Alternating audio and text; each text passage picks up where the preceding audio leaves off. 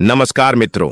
शरद पूर्णिमा साल की सबसे बड़ी पूर्णिमा मानी जाती है क्योंकि यह दीपावली के पहले पड़ने जा रही है और इस पूर्णिमा का बड़ा ही खास महत्व होता है। अगर कोई भी व्यक्ति है वह धन प्राप्ति करना चाहता है, हर एक मनोकामना पूरी करना चाहता है, तो वह शब्द पूर्णिमा के दिन कुछ ऐसे उपाय जैसे कि शरद पूर्णिमा का अचूक उपाय 2025 में शरद पूर्णिमा का पर्व सोमवार 6 अक्टूबर को मनाया जाएगा। पूर्णिमा तिथि का प्रारंभ 6 अक्टूबर को दोपहर 12:23 पर होगा और इसका समापन 6 अक्टूबर को दोपहर 12:23 पर होगा। 7 अक्टूबर को सुबह 9:16 पर होगा। पूजा अनुष्ठान के लिए ब्रह्म मुहूर्त सुबह 4:39 से 5:28 तक। लाभ उन्नति मुहूर्त 10:41 से 12:09 तक तथा अमृत सर्वोत्तम मुहूर्त दोपहर 12:09 से 1:37 तक शुभ माना गया है। एक व्रत और उपवास को तोड़ना। शरद पूर्णिमा के दिन व्रत और उपवास रखने का बहुत महत्व है।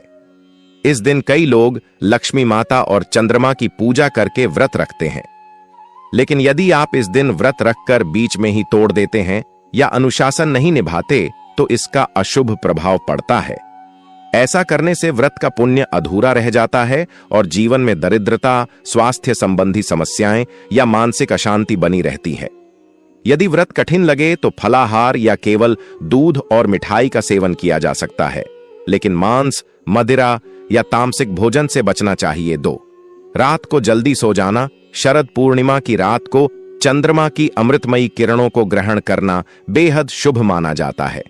माना जाता है कि इस रात चंद्र किरणों में अमृत बरसता है, जिसे देखने और अनुभव करने से मनुष्य के तन मन को शांति और रोगों से मुक्ति मिलती है। अगर कोई व्यक्ति इस पावन रात को जल्दी सो जाता है और चंद्रमा की छटा का दर्शन नहीं करता तो वह इस अद्भुत अवसर से वंचित रह जाता है। इसलिए रात को देर तक जागकर ध्यान, भजन और कीर्तन करना चाहिए। 3 खीर को ढककर न रखना। शरद पूर्णिमा पर खीर बनाने और उसे रात भर चांदनी में रखने का विशेष महत्व है। माना जाता है कि चंद्रमा की किरणें खीर में अमृत तत्व भर देती हैं, लेकिन यदि आप खीर को खुला छोड़ देते हैं या ढककर नहीं रखते तो उसमें कीड़े मकोड़े या धूल गिर सकती है, जिससे वह अशुद्ध हो जाती है। अशुद्ध खीर का सेवन अशुभ फल देता है। इसीलिए खीर को हमेशा साफ सुथरे पात्र में कपड़े या ढक्कन से ढककर चांदनी में रखना चाहिए और अगले दिन परिवार के साथ प्रसाद रूप में ग्रहण करना चाहिए। 4 घर को गंदा रखना। शरद पूर्णिमा की रात को देवी लक्ष्मी धरती पर आती हैं और स्वच्छ, पवित्र तथा रोशनी से भरे घर में प्रवेश करती हैं। यदि इस दिन घर में गंदगी हो, झाड़ू न लगाया गया हो या घर के कोने अंधेरे और अस्त व्यस्त हों तो माता लक्ष्मी नाराज हो जाती हैं। इससे घर में दरिद्रता और अशांति का वास हो सकता है। इसलिए इस दिन घर की अच्छी तरह सफाई करनी चाहिए, दीपक जलाने चाहिए और रोशनी का विशेष ध्यान रखना चाहिए ताकि लक्ष्मी माता का स्वागत हो सके। 5 क्रोध और विवाद करना। इस पवित्र रात को क्रोध, झगड़ा और नकारात्मक भाव रखना बहुत बड़ी गलती है। शरद पूर्णिमा पर मन को शांत रखना, भक्ति में लगाना और परिवार के साथ प्रेम पूर्वक समय बिताना चाहिए। यदि इस दिन गुस्सा किया जाए, झगड़ा किया जाए या किसी को अपमानित किया जाए तो यह लक्ष्मी और चंद्रदेव दोनों का अपमान माना जाता है। इसका परिणाम यह होता है कि जीवन में क्लेश बढ़ता है और घर की सुख शांति भंग होती है। इसलिए इस दिन विशेष रूप से मन और वाणी पर संयम रखना चाहिए। 6 तामसिक भोजन करना। शरद पूर्णिमा की रात को तामसिक भोजन जैसे मांस, मछली, अंडा, शराब, प्याज, लहसुन आदि का सेवन करना अशुभ माना जाता है। इस दिन चंद्रमा की अमृतमयी किरणें शरीर और मन को पवित्र करने आती हैं, लेकिन तामसिक आहार इनकी शक्ति को कम कर देता है। जो लोग इस दिन ऐसे भोजन करते हैं उनके घर में रोग, कलह और दरिद्रता का वास होता है। इसके बजाय सात्विक भोजन जैसे दूध, खीर, फल, मेवा का सेवन करना चाहिए ताकि शरीर और आत्मा दोनों शुद्ध रहें। 7 चंद्रमा को अर्घ्य न देना। शरद पूर्णिमा की रात को चंद्रमा को जल या दूध का अर्घ्य देना अत्यंत शुभ माना जाता है। इससे मानसिक शांति, धन धान्य और घर में सुख समृद्धि का वास होता है। अगर कोई व्यक्ति इस दिन चंद्रमा को अर्घ्य नहीं देता या पूजा नहीं करता तो वह अमृतमयी किरणों का पूर्ण लाभ नहीं ले पाता। अर्घ्य देने से चंद्रमा की ठंडी ऊर्जा नकारात्मक भावनाओं को दूर करती है और मन को प्रसन्न रखती है, इसलिए इस दिन अर्घ्य जरूर देना चाहिए। 8, दीपक न जलाना। शरद पूर्णिमा की रात को घर में दीपक जलाना अत्यंत शुभ होता है। दीपक की रोशनी से न केवल अंधकार दूर होता है, बल्कि यह लक्ष्मी माता का स्वागत भी माना जाता है। यदि कोई इस रात घर को अंधेरे में छोड़ देता है और दीपक नहीं जलाता, तो यह लक्ष्मी का अपमान माना जाता है और घर में दरिद्रता प्रवेश कर सकती है। इसलिए इस रात घर के मुख्य द्वार, पूजा स्थल और छत पर दीपक अवश्य जलाना चाहिए। 9, भजन कीर्तन न करना। शरद पूर्णिमा की रात को भगवान विष्णु, लक्ष्मी माता और चंद्रदेव की स्तुति, भजन और कीर्तन करना बेहद शुभ है। यह रात जागरण की होती है, जिसमें नाम स्मरण से आत्मा पवित्र होती है और मन को शांति मिलती है। यदि कोई इस रात आलस्य में भजन पूजन नहीं करता और सो जाता है, तो वह आध्यात्मिक लाभ से वंचित रह जाता है। इसके विपरीत भजन कीर्तन से घर में सकारात्मक ऊर्जा का वास होता है और मनुष्य को मानसिक, आध्यात्मिक और भौतिक सुख मिलता है। दान पुण्य न करना। शरद पूर्णिमा को दान पुण्य का विशेष महत्व है। इस दिन गरीबों, ब्राह्मणों या जरूरतमंदों को अन्न, वस्त्र, मिठाई या खीर का दान करना बहुत शुभ होता है। लेकिन यदि कोई इस दिन दान नहीं करता, तो वह पुण्य लाभ से वंचित रह जाता है। खासकर चंद्रमा से संबंधित वस्तुएं जैसे चावल, दूध, सफेद वस्त्र आदि का दान करने से विशेष फल मिलता है। दान करने से दरिद्रता दूर होती है और घर में लक्ष्मी का स्थायी वास होता है। आपको बता दें, इस दिन तीर्थ बहुत ही फलदायी समझ गया है। यदि कहीं तीर्थ स्थान पर पवित्र नदी में स्नान करना संभव न हो, तो आप क्या करें? घर पर ही नहाने वाले पानी में गंगा जल की कुछ बूंदें डालकर स्नान कर लें और साथ ही साथ यदि आप स्नान आदि से निर्भर हो जाएं, सर्वप्रथम तो अपने घर के पूजा स्थान को साफ कर वहां पूजा पाठ करें। अन्य धन वर्षण के पहले दिन दान करने से सभी मनोकामनाएं पूर्ण हो जाती हैं। शरद पूर्णिमा दिन विशेषकर बहुत ही शुभ फलदायी समझ गया है। शरद पूर्णिमा दिन और इस दिन समझ जाता है, अर्पण पिंड दान करने से पूर्वजों की आत्मा को शांति मिलती है और उनका मोक्ष मिलता है। और आपको बता दें, इस बार जो इस दिन पितृपूजा के साथ साथ हनुमान जी, मंगल देवता और भगवान शनिदेव की भी पूजा जरूर करनी चाहिए। आपको बता दें कि इस दिन यदि आप हनुमान जी और मंगल देवता भगवान शनिदेव की पूजा करते हैं, तो मंगल का ग्रह जनित दोष भी दूर हो जाता है। व्यक्ति के जीवन में धन, सुख, संपत्ति की प्राप्ति हो जाती है। समस्त मनोकामना व्यक्ति की पूर्ण हो जाती है।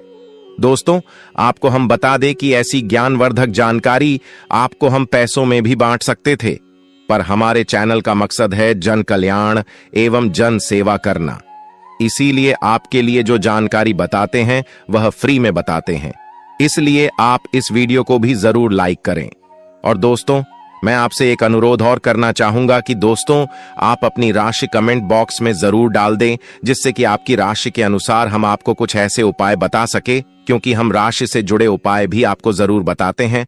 तो आप कमेंट बॉक्स में अपनी राशि हमें जरूर बताएं या अपना नाम बताएं, जिससे आपके लिए कुछ हम ऐसे उपाय बता सके। साथ में जय गौ माता अवश्य लिखें। सभी का पसंदीदा चैनल महायोग टीवी में आज करना है। गाय का उपाय बताने से पहले एक उपाय आपको बता दें। इस उपाय को जरूर करें। क्या करें कि शाम के समय पीपल के पेड़ के नीचे आपको सरसों का चौमुखी दीपक, आटे का दीपक बनाना है। चौथी, उसमें आपको कल आगे की बात ही लगाकर सरसों के तेल का दीपक जला देना है। आटे का तक बनाएं, जो मुख्य तेल डालें उसमें बात ही डालें। लाल वाली कलावे की दीपक जला दें। 4 बातें लगाकर चारों दीपक मतलब कर भाग उसके बन जाए। हर एक भाग को जलाएं और बीच में 2 सबूत फूल वाले लोग भी डाल दें। फिर देखिए कैसे चमत्कार आपके जीवन में होता है। शाम के समय जलाकर उसे छोड़ मनोकामना मानकर। दोस्तों, महायोग टीवी में सब्सक्राइब ना किया हो तो जरूर कर ले। दोस्तों, हमें बता देना, बहुत ही प्रभावशाली उपाय बताया मैंने आपको, प्रयोग में है इस बार वासिया जो है, तो उपाय को जरूर करें। फुलवारी उपाय बताया है, बहुत ही आपको लाभ देगा यह उपाय। और अब बात करें से जुड़े कौन कौन से उपाय आपको इस दिन मतलब गए से जुड़े, जिन्हें करने से व्यक्ति को 7 पीढ़ियां तक बैंक बैलेंस की कमी नहीं होती। दुख दर्द संकट कष्ट दूर हो जाते हैं और सभी सुख व्यक्ति के कदमों में आ जाते हैं। काम चूमते हैं सभी सुख और घर में अन्य धन के भंडार सदैव भरे रहते हैं, कोई कमी नहीं होती। किसी तरह कौन कौन से उपाय ध्यान से सुना, जिस तरह बताएं इस तरह इन उपायों को आपको करना है। तो चलिए शुरू करते हैं। कौन से जुड़े उपाय हैं? प्रभावशाली चमत्कारिक उपाय है जो कि आपकी किस्मत को चमका देंगे, आपको लाभ। शुरू करते हैं दोस्तों।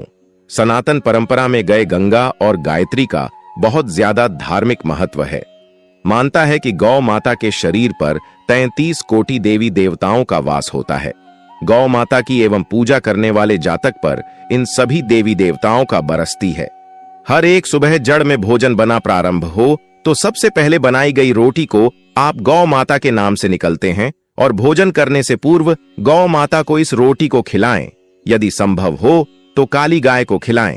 यदि काली गाय ना मिले तो सफेद गाय को भी आप खिला सकते हैं। हर एक और मांगलिक काम में गौ माता या उनसे जुड़ी चीज जैसे गाय का गोबर, गोमूत्र, गाय का दूध अथवा गाय के दूध से बना घी जरूर शामिल करें। इससे आपको पुण्य भाव की प्राप्ति होगी।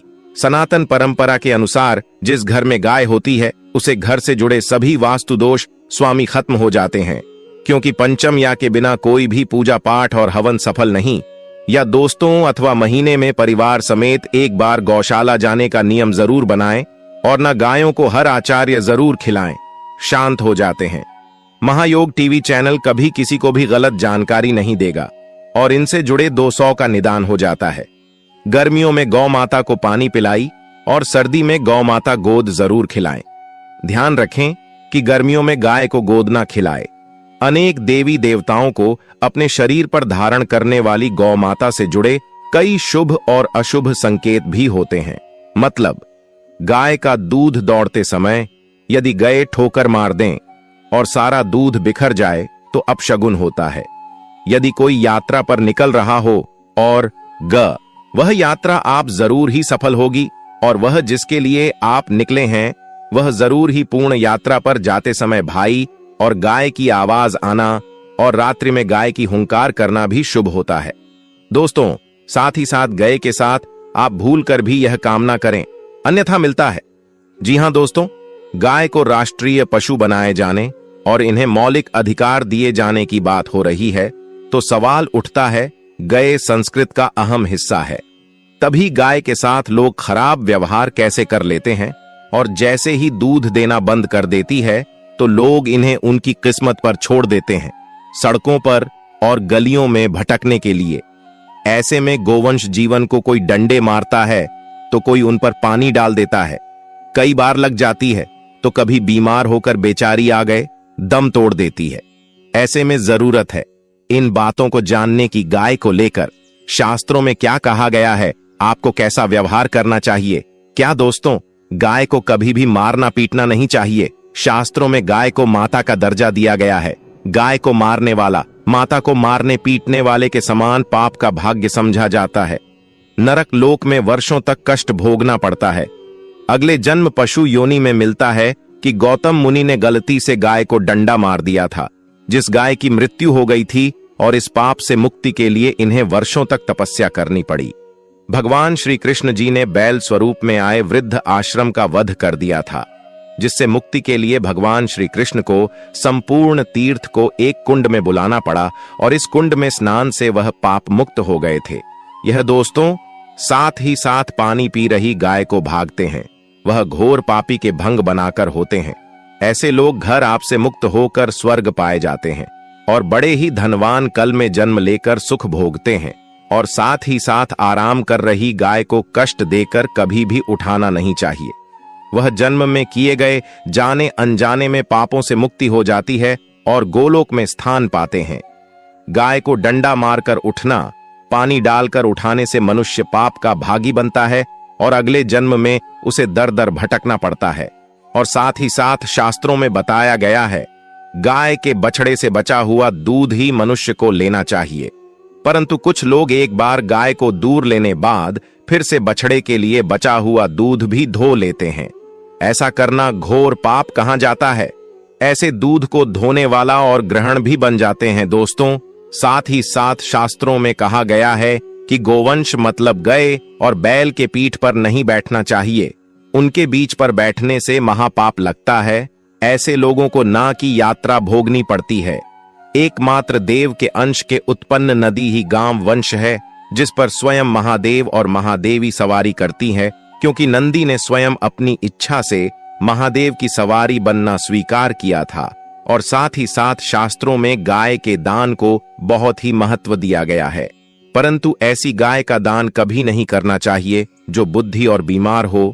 कठोपनिषद में नचिकेता की कथा भी इस संदर्भ में है कि जिस नचिकेता ने पिता द्वारा बुद्धि गाय को दान करने पर आपत्ति जताई थी, दूध देने वाली और बछड़े सहित जो लोग गाय का दान करते हैं वह महान पुण्य को हासिल करके स्वर्ग में स्थान पाते हैं दोस्तों। साथ ही साथ सूर्य चंद्र मंगल या शुक्र की युक्ति राहु से हो तो पितृदोष होता है। यह भी मानता है कि सूर्य का संबंध पिता से एवं मंगल का संबंध रक्त से होने के सूर्य, यदि शनि राहु या केतु या दृष्टि हो तथा मंगल की युति राहु या केतु से हो तो पितृदोष होता है। इस दोस्त से जीवन संघर्ष में बन जाता है। यदि पितृदोष हो तो गाय को प्रतिदिन या किसी भी एक एकादशी को या किसी पूर्णिमा के दिन या अमावस्या या किसी भी खास दिन पर रोटी गुड़ चारा आदि खिलाने से पितृदोष खत्म जाता है। देसी गाय की पीठ पर जो का खुद को बाण होता है वह बृहस्पति गुरु है।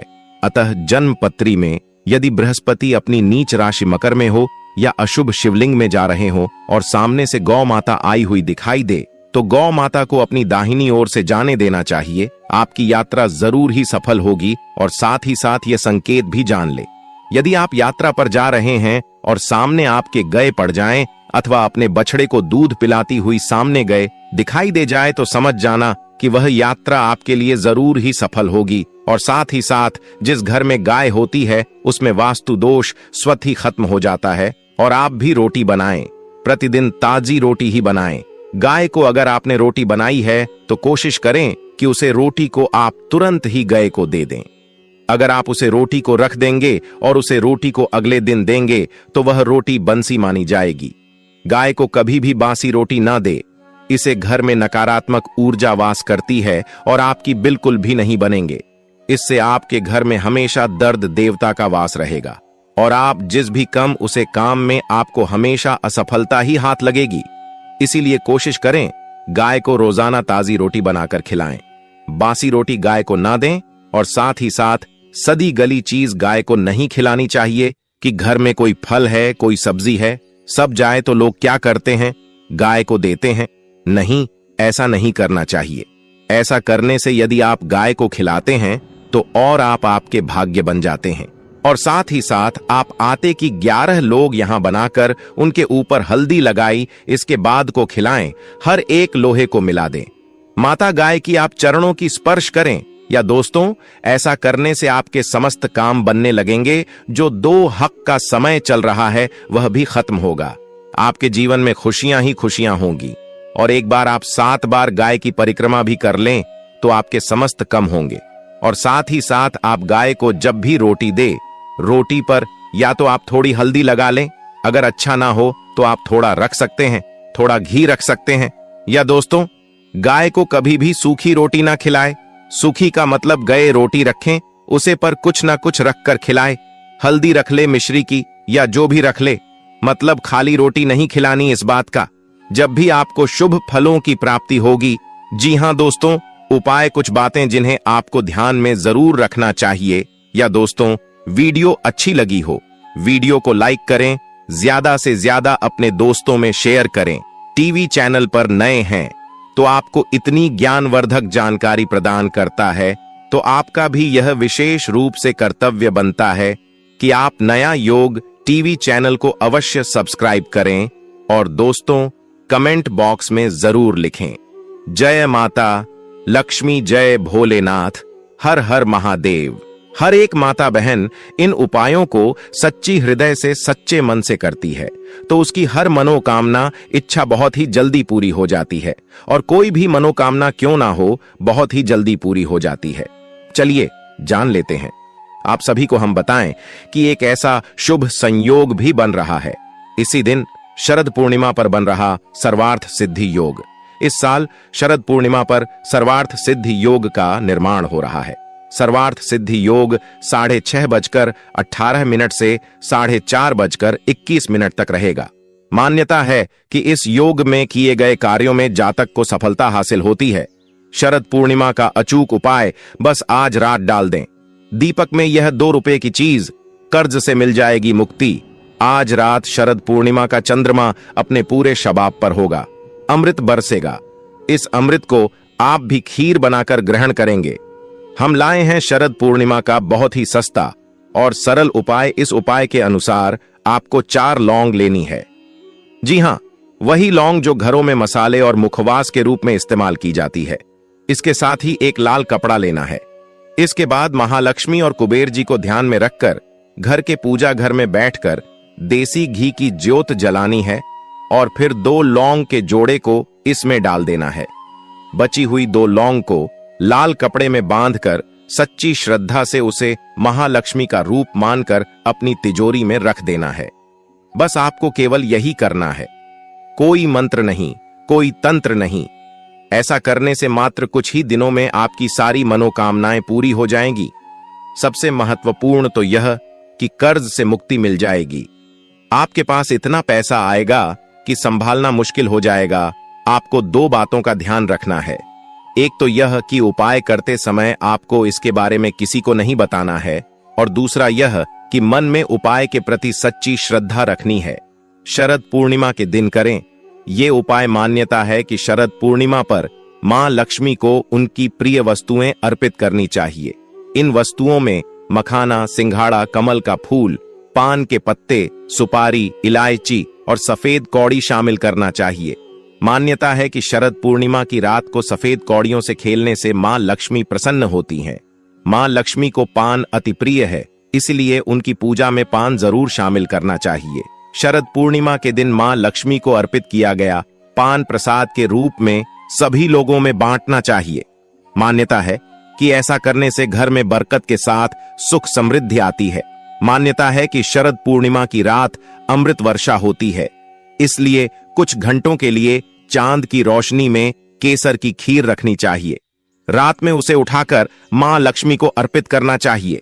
बाद में इसे प्रसाद के रूप में ग्रहण करना चाहिए। शरद पूर्णिमा पर अष्टलक्ष्मी का पूजन बेहद शुभ फलकारी होता है।